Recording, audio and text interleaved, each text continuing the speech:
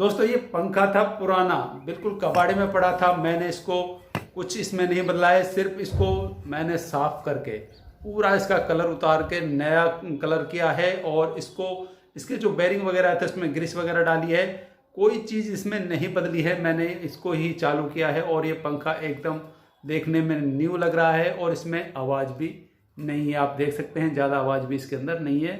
और मैं इसको आपको बिल्कुल ओके करके दिखाऊंगा मैंने इसको कैसे किया है। आप भी कर सकते हैं अगर आपका कोई पुराना पंखा पड़ा है तो। ये ओरिएंट का पंखा था, ओल्ड मॉडल जो पुराना पंखा आता था ओरिएंट का, वो वाला है। मैंने इसको पूरा को मतलब साफ करके अच्छे ढंग से और फिर इसमें ग्रीस वगैरह डाल के इसको ओके किया है। दोस्तों आइए देखते हैं वीडियो।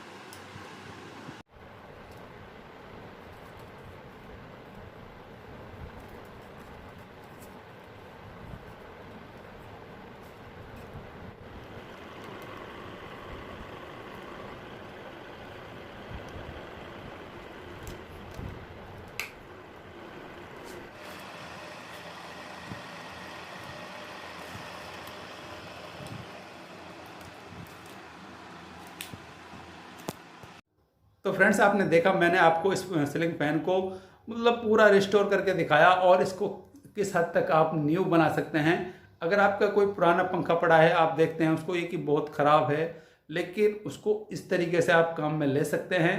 अगर आपको ये वीडियो पसंद आता है तो वीडियो को लाइक करें, शेयर करें। अगर आप चैनल पर पहली बार आए, चैनल को सब्सक्राइब करना ना भूलें। मिलते हैं फिर किसी नई वीडियो में नए टॉपिक के साथ। तब तक के लिए बाय बाय, टेक केयर।